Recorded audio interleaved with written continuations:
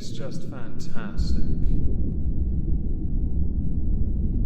Hello everyone, welcome back to a Megon 2 Electric Boogaloo. Today I'd like to talk about Calvin Robertson. Calvin Robertson is a British TV presenter and political commentator who has more notably expressed opinions that the United Kingdom is not a racist country, which is deemed quite controversial. That comment in and of itself is quite contentious, and by all means debate it in the comments all you like. I'm not going to be drawn in on it. It is, let's call it, a grey area. And also, by drawing an opinion on it, I will undoubtedly get a mountain of criticism from others who say, "Oh, what do you know? You're this race because I'm guessing." Again, I'm not giving an opinion. Don't try me. For 2 years, Calvin Robertson trained to become an ordained member of the clergy for the Church of England, but more recently his plans to serve as a deacon at a parish in London were axed. Emails that were recently obtained by the Mail of Sunday revealed that the Archbishop of Canterbury, Justin Welby, had asked to be shown examples of Calvin Robertson's tweets, amid mounting alarm within the church over his criticism of bleeding heart liberal vicars and the church's race policy. In one, the Reverend Rob Wickham, Bishop of Edmonton, voiced his fears to senior church leaders after Calvin Robertson insisted that Britain was not riven with racism, saying, "Calvin's comments concern me about denying institutional racism in this country." Calvin Robertson also claimed that the Bishop of London, the Reverend Sarah Malali, lectured him about racism in the church, insisting that as a white woman, I can tell you that the church is institutionally racist. This is what Calvin Robertson looks like in case you didn't know and hadn't seen a picture up to this point. He disagrees with this perspective. There are many people, in fact, who are not white that disagree with this. There really are. It's just you don't hear much about them because they get on with their jobs, because they're getting on with life. But again, I'm not giving an opinion on that. Again, stop it. When Calvin found out that he had been axed, he described the decision as soul-destroying and claimed it followed a sustained campaign against him by the Bishop of Edmonton over his views, including on whether Britain and the church were institutionally racist, saying these people are claiming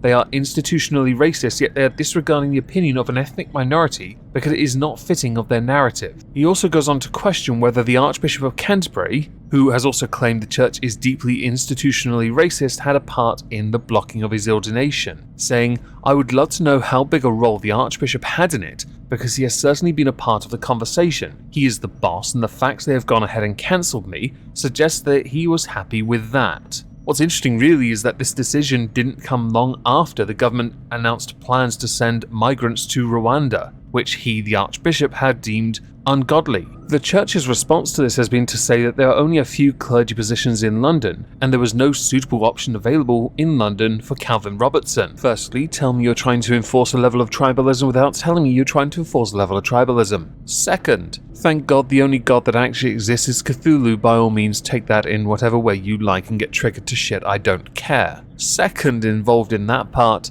thank God, so Cthulhu, that you, the religious leaders, are not involved in making political decisions. Because I'm really sick and tired of this country being taken advantage of by people who are illegally entering it. Those who enter legally and get through migration checks deserve to be here. They have earned the right to be here. We are not a utopia. I know we might be a bit better than places you may well have come from, but it is far too often that we see people now just coming here to take advantage of what money and resources we have. So you are right, Archbishop, it is ungodly, but not for the reasons you think. And I bet someone's going to get really pissed off that I just said that. If you are the type to do your own research and draw your own conclusions about people and their opinions, I highly recommend a podcast show on Zuby's YouTube channel, where he had a sit-down discussion with Calvin Robertson about British identity and woke racism. I do firmly believe you should all do your own research as well as draw your own conclusions based on the information not only that I provide, but also information linked down below as sources. The emails that were obtained by the Mail of Sunday also reveal that even before starting his studies,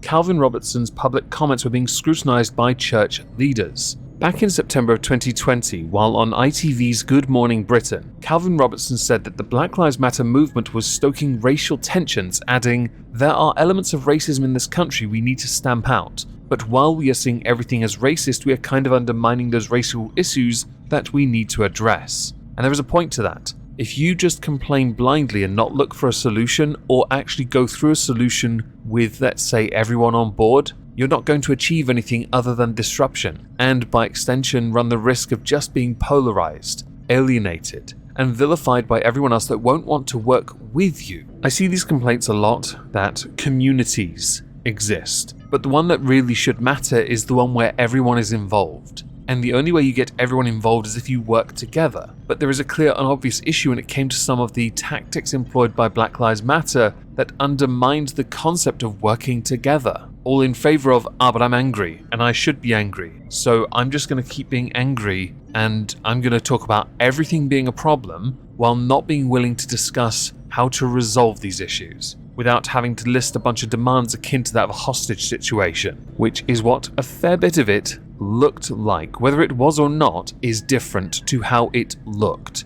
As is well established, optics are quite important. Now there's a possibility that Calvin Robertson himself set himself up to fail. Now naturally this shouldn't be the case, but I'm going to provide the context so as to better explain why some of those higher ups may have had it in for him from the offset. There was a man called Enzo Almeni who had, 4 years before he committed a truly atrocious crime, converted to Christianity from Islam. The Home Office refused on multiple occasions to grant him permanent residence because they did not believe he came from Syria. In Liverpool last year, he detonated something with himself attached. He was baptized at a certain church in 2015. Calvin Robertson, at that point a GB News commentator, tweeted that misguided, bleeding heart liberal vicars could be complicit in recent terror attacks, adding, not to mention abuse of the holy sacrament of baptism. The Archbishop, because of complaints that came from Bishop Wickham, had asked for more people to scrutinize Calvin Robertson's tweets as a consequence for that tweet alone. That said, when it came to other incidents, for example 27 migrants passing away in the English Channel, Calvin Robertson also said some things that yet again were scrutinized considerably. Now, Calvin Robertson was actually ordained as a deacon with a part-time role as an assistant curate to St. Albans Church in Holborn, but he was told by Reverend Jonathan Baker that his role is likely to prove problematic and would not lead to a fruitful or happy formation for you in your early years in ordained ministry. Calvin had offered, in fact, to reduce his media work, but told he would still not be able to take up the proposed role because that moment had passed. Not willing to compromise on his views, as is right, but willing to compromise on his presence to do something he genuinely loved. It's nice to see how these white people really treat other people from backgrounds that just fundamentally disagree with what they think he should be thinking.